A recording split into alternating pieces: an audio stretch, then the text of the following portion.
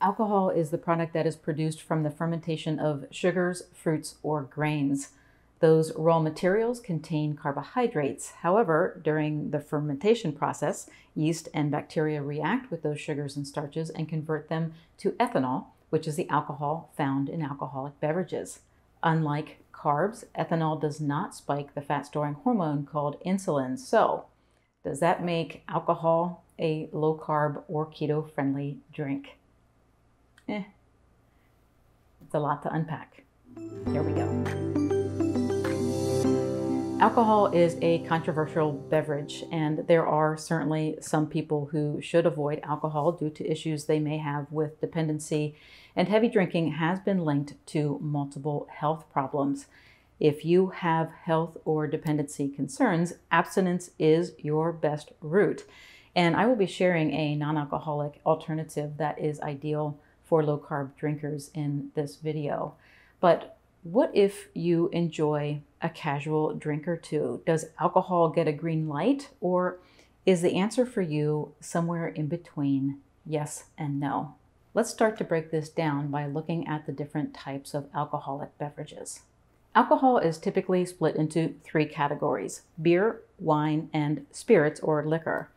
Generally speaking, beer has the lowest alcohol content and spirits have the highest. Beer and wine contain a mix of carbohydrates and ethanol. Pure spirits, which are things like vodka, gin, tequila, rum, and whiskey, are zero-carb drinks. So despite the fact that starch is the raw material that goes into the creation of spirits, the end product is the distilled or extracted carb-free alcohol. Now, I mentioned at the beginning of this video that alcohol or ethanol does not spike the storage hormone insulin. And with no carbs, you can make the argument that spirits check off a lot of boxes as a keto-friendly drink. But ethanol is far from being a free pass. Ethanol may be carb-free, but it is not calorie-free. In fact, it contains 7 calories per gram, which is more than the 4 calories per gram found in carbohydrates.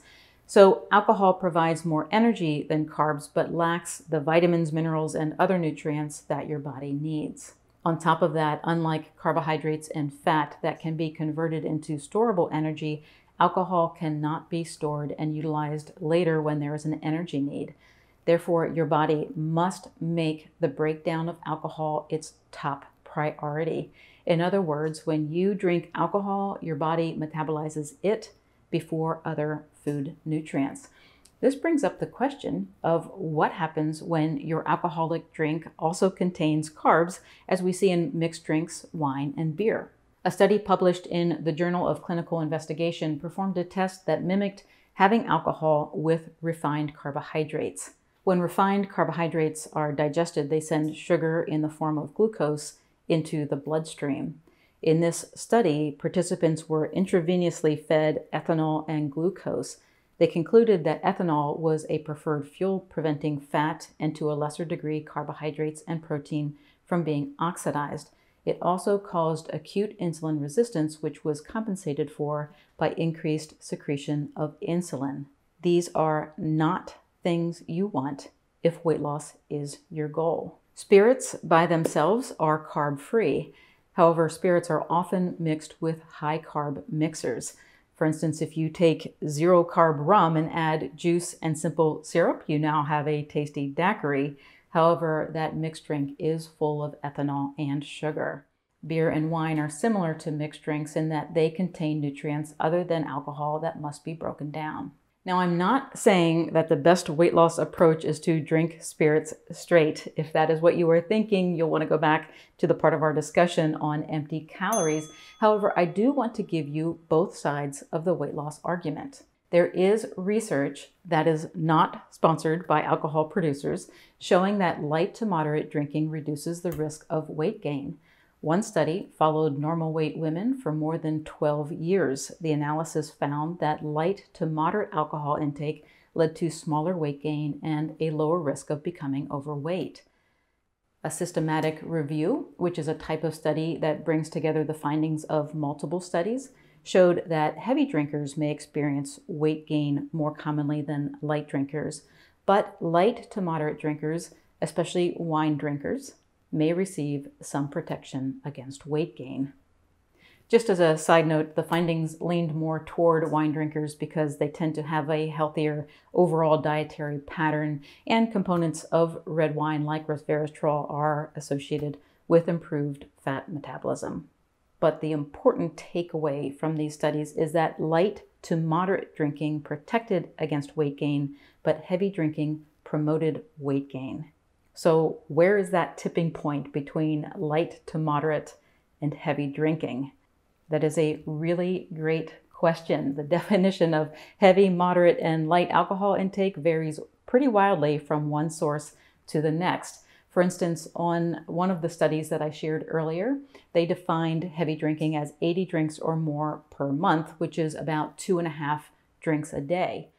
Most of the studies that were analyzed in the systematic review that I mentioned earlier defined heavy drinking as 4 or more drinks a day, and the National Institute on Alcohol Abuse and Alcoholism defined heavy drinking as more than 2 drinks per day for men and more than 1 drink a day for women. Once we settle that conflicting information in our brains, we are faced with another question, which is what exactly defines a standard drink?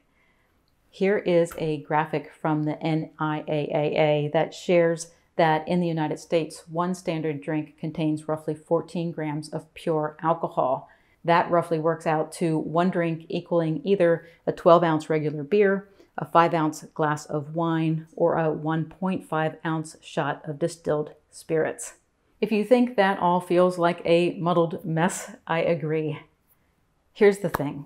Intuitively, most of us don't need a chart to determine if we drink too much. If you are using a low-carb or keto diet for weight loss, cutting back on your alcohol intake will take a burden off of your liver, eliminate empty calories, and make it easier to avoid tempting high-carb foods.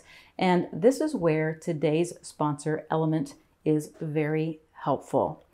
LMNT is an electrolyte replacement product.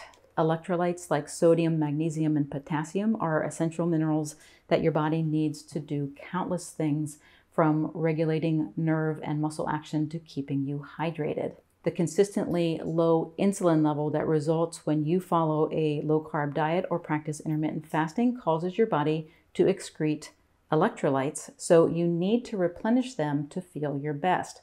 Also, according to the FDA, over 70% of sodium in the U.S. diet is consumed from packaged and processed foods. A well-formulated low-carb diet eliminates those foods, giving you more reason to supplement with electrolytes. You can simply pour a flavored or unflavored packet of LMNT into a 32-ounce bottle of water and sip it throughout the day to replenish those lost electrolytes. If you drink alcohol, keep in mind that alcohol is a diuretic. Therefore, it contributes to dehydration by furthering the water and electrolyte loss. You can use LMNT to your advantage, whether you want to abstain from alcohol, cut back on your intake, or avoid weight gain consequences caused when you mix sugar and ethanol. For instance, if you want to abstain or cut back on your alcohol intake, you can use LMNT as a tasty alternative by mixing it with carbonated water. I like to add 1/4 teaspoon to 8 ounces of water. It has the look and feel of an alcoholic drink, yet instead of contributing to dehydration, you are effectively rehydrating your body. Just add the electrolytes slowly to your carbonated water. The salt crystals provide an abundance of surface area that allows the carbon dioxide to be released, which can result in a bubbly volcano if you are not careful. If you want to avoid a sugary mixed drink, you can use LMNT as a sugar-free mixer.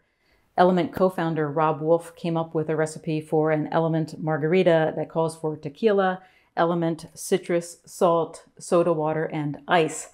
I added a twist of lime and twisted up the ingredients a bit to create this sugar-free margarita. I am not typically a margarita fan, but I will say it was tasty and it did not go to waste. And I will share the recipe in the description area, along with a link that allows you to get an LMNT sample pack for the cost of shipping. The sample pack includes 8 packets and 1 is citrus flavored, so you can make an LMNT margarita at home if you would like. There are many considerations when it comes to drinking alcohol, and it is not right for everyone. If you have health or dependency concerns, abstinence is your best route. However, if including alcohol in your diet is something you'd like to do, keep your intake light to moderate and consider using LMNT to enjoyably reduce your intake and keep you hydrated. To get your free sample pack and just pay for shipping, go to drinklmnt.com/Dr. Becky or click the link in the description area below. Thanks for watching. Have a great rest of your day.